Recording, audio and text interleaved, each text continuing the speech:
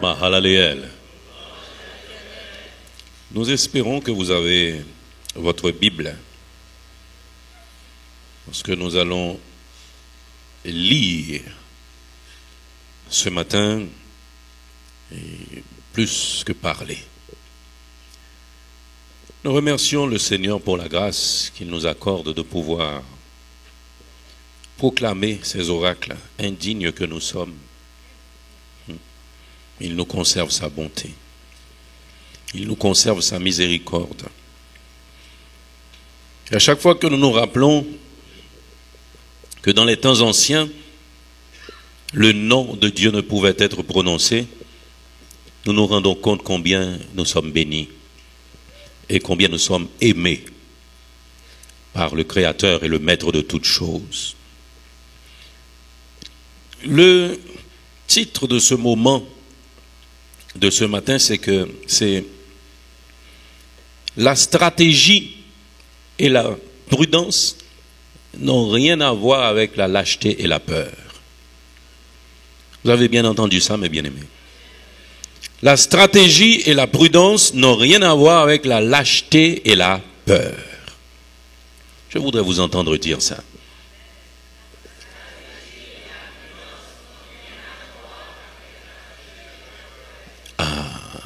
La stratégie et la prudence n'ont rien à voir avec la lâcheté et la peur. Vous savez, quel que soit le niveau d'entraînement d'une armée, quel que soit le niveau d'entraînement d'un corps armé, quitte à ce que ce soit un corps d'élite, ce corps a toujours une stratégie de combat. Il y a toujours une stratégie, il n'y a pas d'improvisation. Il y a toujours un ensemble d'actions bien coordonnées.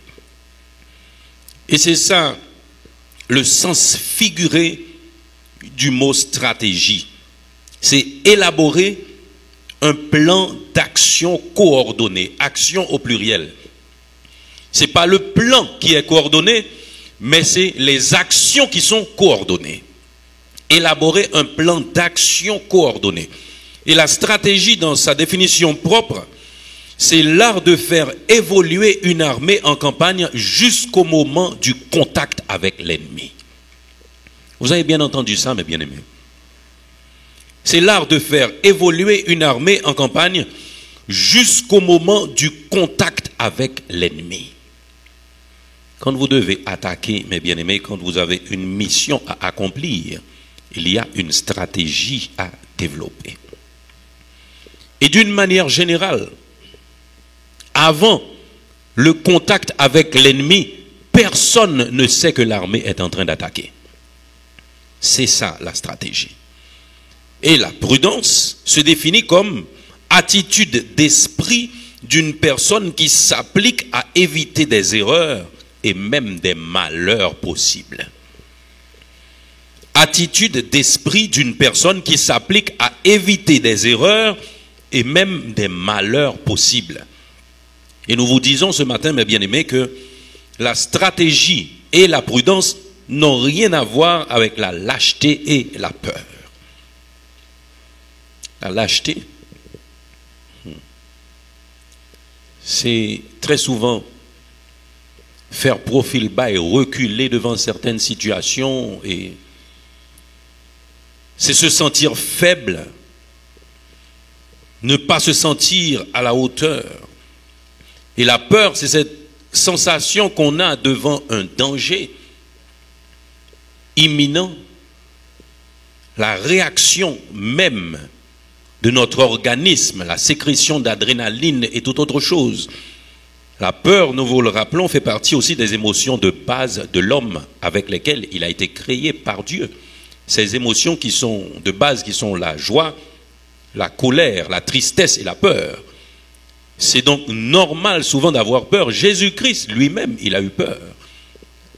À Gethsémani, la Bible nous dit qu'il commençait à éprouver des angoisses.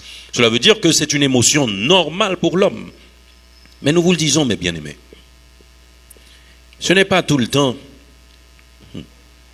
que nous devons agir comme Pierre. Vous connaissez Pierre, pareil, dans les Saintes Écritures. Ma grand-mère et la mère de notre feu pasteur dirait Pierre chaud passé levé danser. C'est pas toute l'heure pour qu'on ça.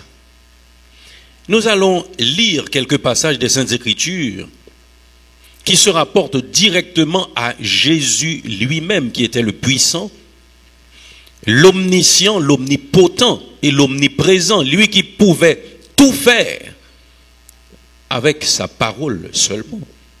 D'ailleurs, dans Jean 1er, nous lisons « Toutes choses ont été faites par elle, rien de ce qui a été fait n'a été fait sans elle. » Et il était la parole.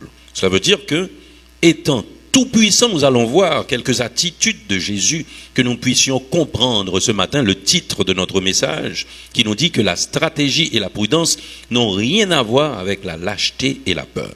Allons dans Jean 7. Jean 7. Nous allons lire ensemble du verset 1er au verset 14.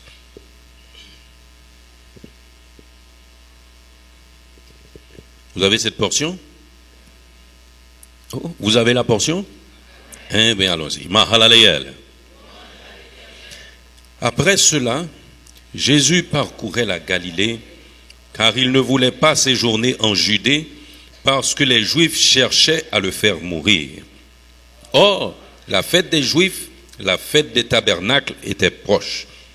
Et ses frères lui dirent, « Pars d'ici, va en Judée, afin que tes disciples voient aussi les œuvres que tu fais. Personne n'agit en secret lorsqu'il désire paraître. Si tu fais ces choses, montre-toi toi-même au monde. » Car ses frères non plus ne croyaient pas en lui. Jésus leur dit, « Mon temps n'est pas encore venu, mais votre temps est toujours prêt. Le monde ne peut vous haïr, moi, il me hait, parce que je rends de lui témoignage que ses œuvres sont mauvaises. Montez, vous, à cette fête. Pour moi, je n'y monte point, parce que mon temps n'est pas encore accompli. » Après avoir dit cela, il resta en Galilée. Lorsque ses frères furent montés à la fête, il y monta aussi lui-même, non publiquement, mais comme en secret. Les Juifs le cherchaient pendant la fête. Ils disaient, « Où est-il » Il y avait dans la foule de grandes rumeurs à son sujet. Les uns disaient, « C'est un homme de bien ». D'autres disaient, « Non, il égare la multitude ». Personne, toutefois, ne parlait librement de lui par crainte des Juifs. 14. Vers le milieu de la fête, Jésus monta au temple et il enseignait. Mon temps n'est pas encore venu. Alors, nous n'allons pas élaborer sur cette affaire de les frères de Jésus, mais nombreux théologiens pensent que quand on parle des frères de Jésus, il s'agissait de cousins et d'autres parents éloignés. Mais nous comprenons rapidement à travers ce texte qu'il s'agissait des enfants de Marie, de la mère de Jésus, qui ont pris naissance après Jésus. Il avait bien sûr des frères qui étaient païens, qui ne croyaient pas en lui. La première chose à comprendre, c'est que ses frères ne croyaient pas en lui, mais ils demandent à Jésus de monter à la fête. Allons à la fête. Ils savaient, eux, qu'ils allaient se rendre à la fête, mais ils dirent à Jésus de se rendre aussi à la fête. La première chose que nous constatons, c'est que il aide ces gens, mes bien-aimés, ils n'ont aucun rapport avec vous, ils sont peut-être vos ennemis, mais ils ne vont pas s'éloigner de vous. Pourquoi? Parce que quand ils sont près de vous, votre gloire déverse sur eux. Il faut veiller à cela aussi. Les frères de Jésus qui ne croyaient pas en lui, qui ne croyaient pas qu'il était le Messie, forcent Jésus à aller à la fête en tant que juif. Pourquoi? Pour se présenter avec Jésus et être glorifié avec lui et tirer profit de la présence de quelqu'un qui est célèbre. Jésus, a priori, a évité de s'identifier à des païens, même si c'était ses frères. La prudence est de mise, mes bien-aimés. même si vous avez des liens de sang avec certaines personnes, il vous sera peu bénéfique de vous présenter à quelques endroits avec ces personnes, mes bien-aimés. Parce que Jésus a dit, mes frères et sœurs sont ceux qui font la volonté de mon Père. Ce message est dur, mais c'est la parole de Dieu. La première chose, Jésus ne voulait pas s'identifier à des païens, parce qu'il sait pertinemment que ses frères de sang, bien sûr, du point de vue humain, voulaient se glorifier de sa présence et se montrer avec un homme qui est célèbre et qui faisait des miracles. La deuxième chose, motif de discrétion. Motif de discrétion parce que Dieu avait un agenda pour Jésus. L'agenda de Dieu allait jusqu'à la croix. Et c'est la raison pour laquelle Jésus a dit, mon heure n'est pas encore venue. Cependant, quand nous lisons le verset 10, nous voyons, lorsque ses frères furent montés à la fête, il y monta aussi lui-même, non publiquement, mais comme en secret. Ça s'appelle la stratégie, mes bien-aimés. On aurait pu dire que Jésus a menti à ses frères. Mais il l'a bien dit, mon heure, non temps n'est pas encore venu. Il n'avait pas spécifié de temps. Ils sont montés avant, ensuite son heure est venue. Parce que son heure était fixée. Il ne monterait pas avec ses frères, mais il y monterait seul. Pourquoi? Parce que, d'un côté, il est un juif. Il entendait aussi respecter la coutume, participer à la fête des tabernacles. Cependant, en obéissance à son Dieu, celui qui lui a donné la mission, qui avait un agenda, il devait respecter aussi son heure et éviter les dérapages. La stratégie et la prudence n'ont rien à voir avec la peur, mes bien-aimés. Et nous aimons le verset 14. Il était encore resté dans sa mission. Vers le milieu de la fête, Jésus monta au temple et il enseignait. Il monta au temple et il enseignait. Nous allons maintenant dans Jean chapitre 11. Nous allons lire les versets 49 à 54. Jean 11, 49 à 54.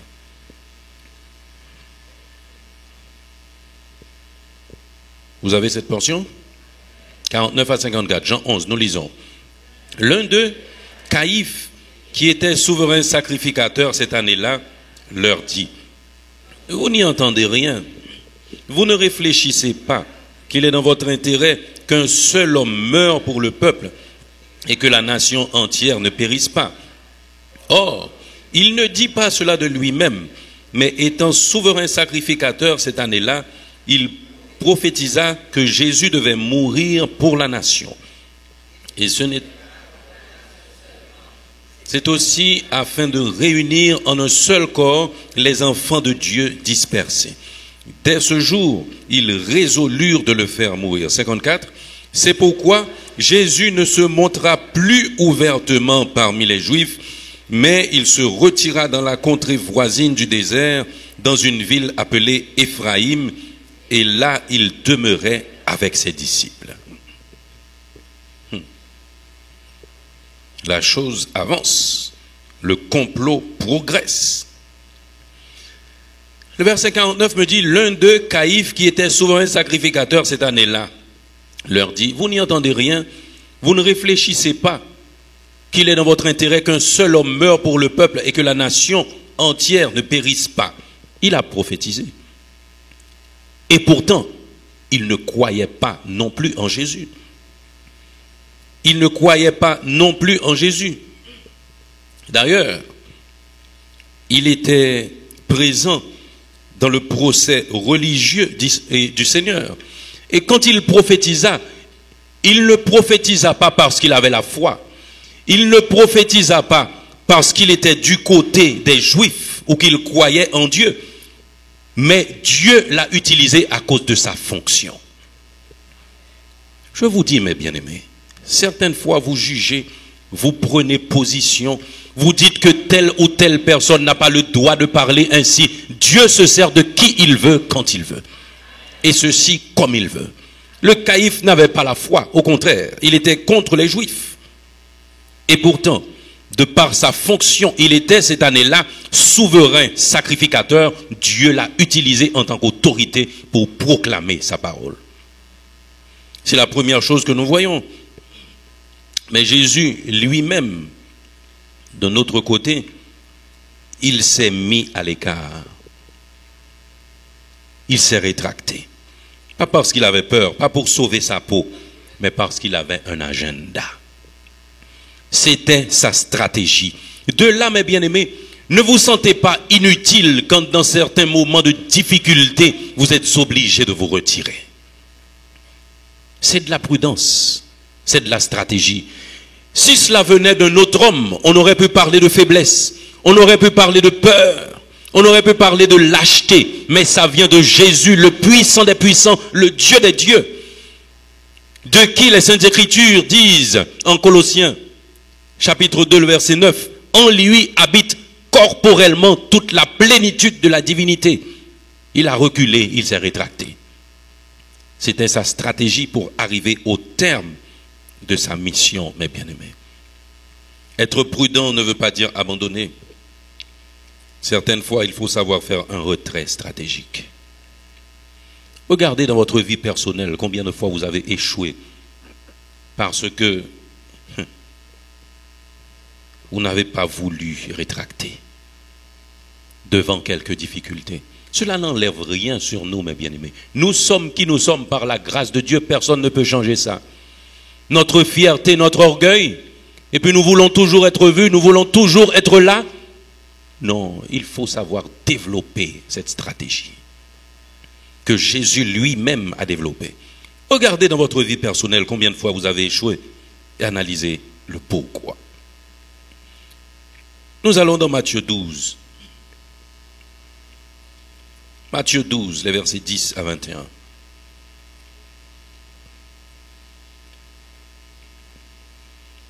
Matthieu 12, versets 10 à 21.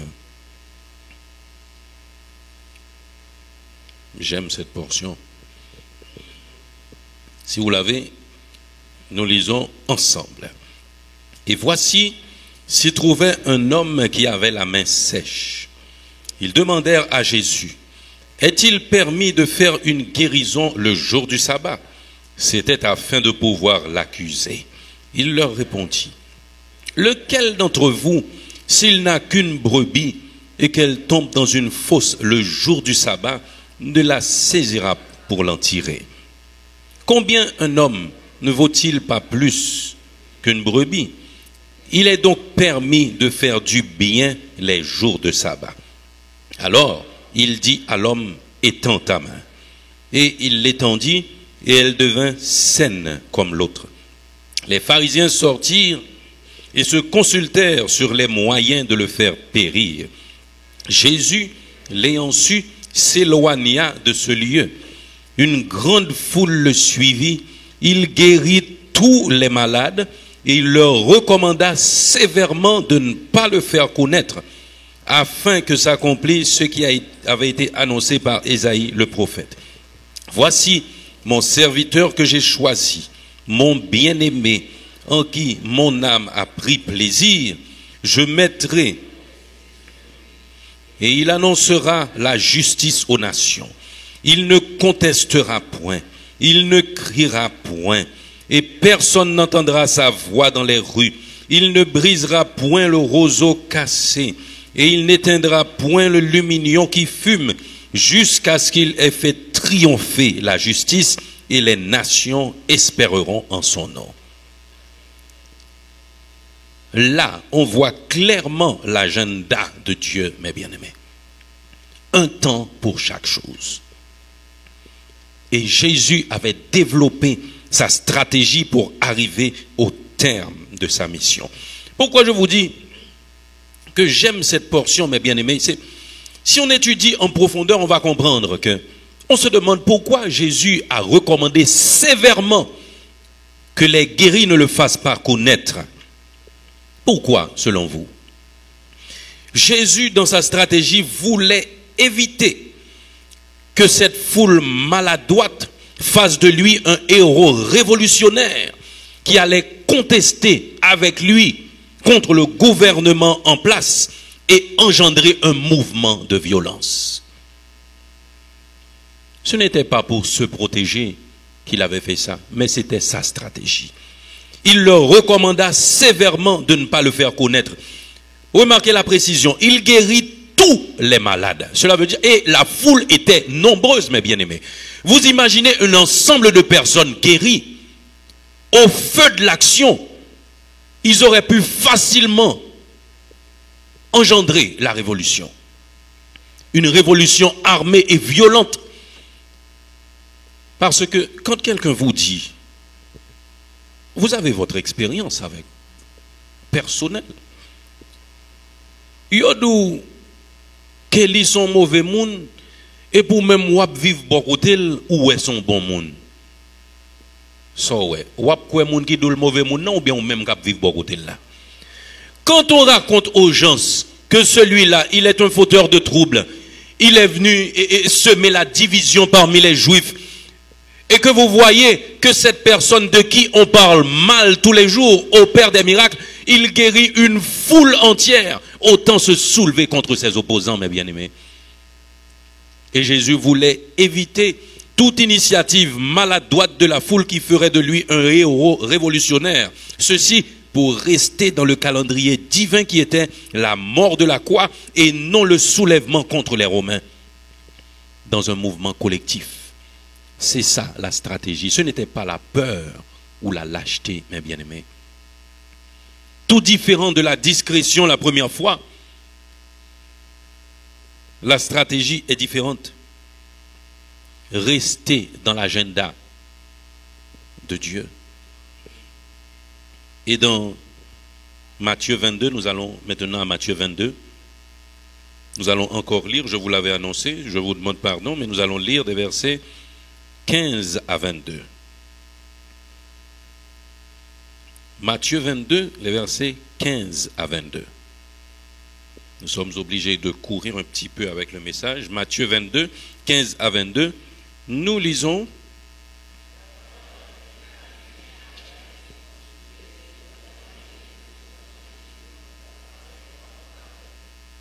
Ils envoyèrent auprès de lui leurs disciples avec les Hérodiens qui dirent, « Maître, nous savons que tu es vrai et que tu enseignes la voie de Dieu selon la vérité, sans t'inquiéter de personne, car tu ne regardes pas à l'apparence des hommes.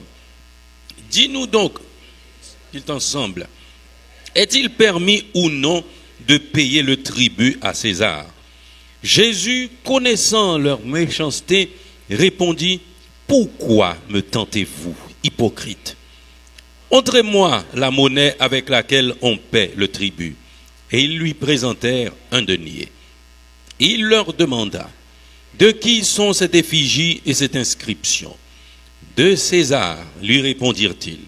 Alors il leur dit, « Rendez donc à César ce qui est à César, et à Dieu ce qui est à Dieu. » Étonnés de ce qu'ils entendaient, ils le quittèrent et s'en allèrent. Waouh! Étonnés de ce qu'ils entendaient, ils le quittèrent et s'en allèrent. L'argent gaspillé. Piège là, pas prendre, pas rentrer la donne. Nous allons essayer de développer succinctement cette portion, mes bien-aimés. Est-il permis ou non de payer le tribut à César? C'est une question hautement politique d'implication dangereuse. Question hautement politique d'implication dangereuse. Hein? Vous êtes sous la domination d'un pays, et là, on vient vous faire la question à savoir, est-ce que vous devez payer le tribut au chef? Une question d'implication dangereuse, une question politique. Mais ce que nous devons remarquer, c'est que les personnes qui se sont présentées devant Jésus, l'équipe est mal montée. L'équipe est mal... Ce n'est pas comme notre sélection qui est là, non? L'équipe est mal montée. Ils envoyèrent auprès de lui leurs disciples avec des Hérodiens. Nous vous disons, mes bien-aimés, que il y avait des pharisiens, il y avait des Hérodiens. Les pharisiens étaient des opposants farouches à la soumission à César, tandis que les Hérodiens, de leur côté, étaient plus ou moins tolérants. Ça veut dire qu'entre ces deux groupes, il y a toujours eu discussion. Et voilà qu'aujourd'hui, ces deux groupes se sont entendus pour venir piéger Jésus. Oh, même bien-aimé. Depuis deux ennemis fait la paix pour venir koto, veillez tous les deux. Vous donnez ça là? Ou quand ça me regrette, hier soir m'a pensé ça. On me dit c'est dans la Bible qu'on doit apprendre lire, oui. C'est dans la Bible qu'on doit apprendre lire parce que c'est dans les Saintes Écritures qu'on découvre les hommes, qu'on comprend les choses et les faits, qu'on peut avoir le jugement qu'il faut. Depuis deux ennemis, ils ont fait cap goumé là, ils ont fait la paix au baillant, mais ils viennent koto veillez tous les deux. Les Hérodiens tolérants et les pharisiens opposants farouches à la soumission à César se sont entendus pour venir piéger Jésus. Première leçon, se méfier des flatteries, mes bien-aimés. Ils paraissent en discours. Maître, nous savons que tu es vrai, que tu enseignes et que tu enseignes la voie de Dieu selon la vérité, sans t'inquiéter de personne. Ils essaient de fouetter son orgueil, car tu ne regardes pas à l'apparence des hommes. Dis-nous donc. Il essaie de mettre Jésus en condition. Mais bien aimé, le conditionnement est entre les mains de Dieu lui-même. Et Jésus est Dieu lui-même. Ou pas capable de conditionner pour faire le dissolver. Hein? Que tu enseignes selon la voie de Dieu, selon la vérité, sans t'inquiéter de personne, la fierté, l'orgueil. Car tu ne regardes pas à l'apparence des hommes. Dis-nous donc ce qu'il t'en semble. Est-il permis ou non de payer le tribut à César? Ce que pourraient engendrer les deux réponses.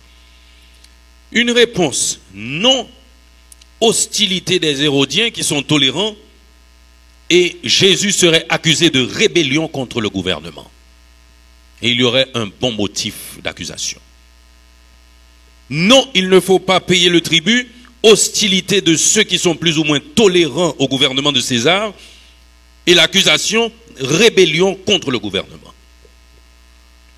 La réponse, oui, déception des patriotes, déception des nationalistes juifs qui soutiennent Jésus depuis longtemps et qui, selon eux, empêchent qu'il soit assassiné. Vous entendez une cigarette qui lui mène en deux pointes et vous pas qu'à fumer dans mi-temps. C'est dans ça que vous comprenez et vous prenez l'Éternel et Jésus. Oui? Et puis c'était quoi sa réponse? Une remarque subtile. Une remarque subtile. Souvent, mes bien-aimés, nous entendons dire qu'on ne répond pas une question par une question. Vous savez entendre ça, pas vrai? Mais ça, c'est quand l'interlocuteur est de bonne foi. C'est quand il n'y a pas de double sens à une question. Dès qu'il n'y a pas la sincérité, dès qu'il y a l'hypocrisie, autant chercher à comprendre la question. Et comment chercher à comprendre une question, c'est avec un questionnement. On ne répond pas une question par une question. Pourquoi? Parce que vous voulez me faire rentrer dans votre piège rapidement? Non, je cherche à comprendre avant de réagir. Et Jésus étant la connaissance même, il a dit, pourquoi me tentez-vous, hypocrite? Pourquoi me tentez-vous, hypocrite? Et il a continué en disant, montrez-moi la monnaie avec laquelle on paie le tribut. Et ils lui présentèrent un denier. Et il leur demanda, de qui sont cette effigie et cette inscription? De César, lui répondirent-ils. Alors il leur dit, rendez donc à César ce qui est à César et à Dieu ce qui est à Dieu.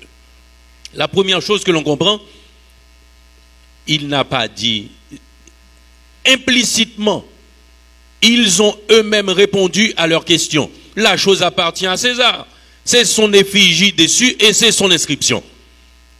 Ah, mais la chose lui appartient déjà. Donc, donnez à César ce qui est à César. Alors qu'ils avaient posé à Jésus une question d'ordre strictement politique, payer le tribut à César. Quand je dis politique, ce n'est pas politique, non. Une question de politicien. Parce qu'il y a une différence entre être politologue et politicien. Le politologue étudie les moyens pour faire fonctionner la cité. C'est l'administration de la cité.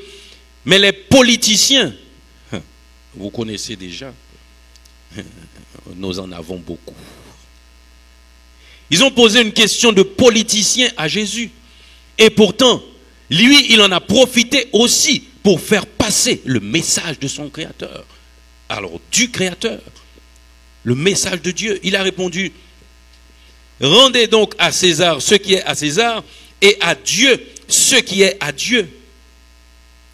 C'était un moyen subtil aussi de fouetter l'orgueil des Juifs, parce que, quoique humiliant, ils donnent le tribut à César. Mais ils refusent de donner gloire à Dieu, alors qu'ils ont là devant eux l'empreinte même de la personne divine qui est Jésus. C'est comme si Jésus, en présence des disciples, était l'effigie de Dieu.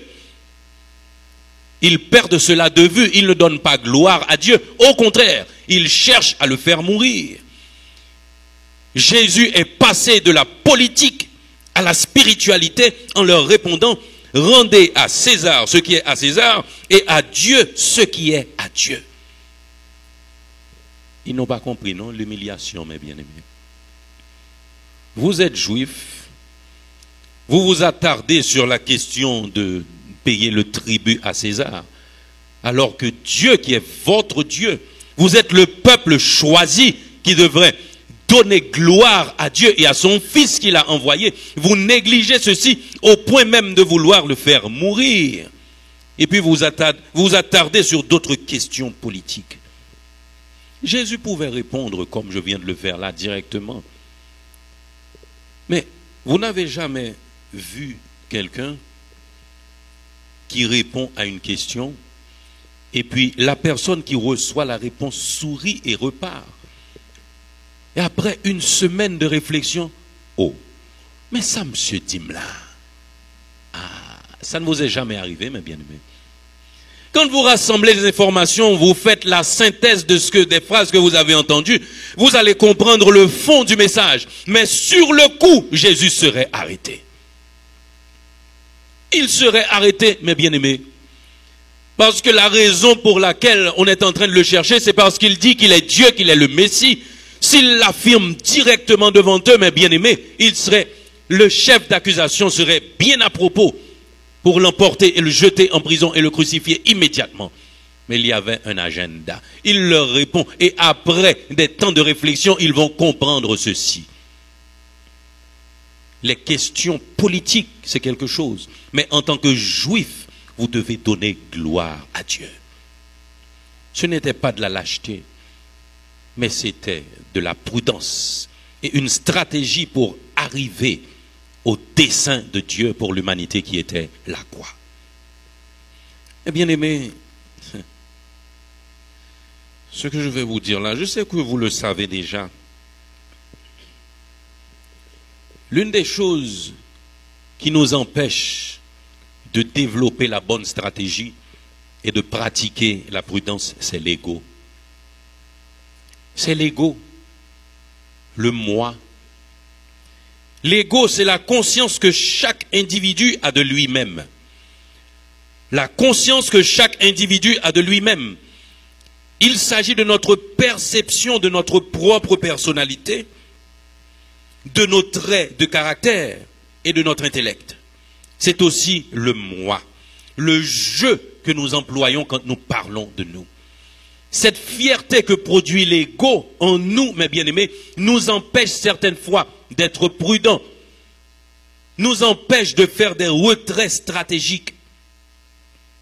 Jésus, dans sa toute-puissance, il l'a pratiqué. Allons voir Philippiens 2. Nous nous approchons de la fin de ce moment. Philippiens chapitre 2. Nous allons lire à partir du verset 4 jusqu'au verset...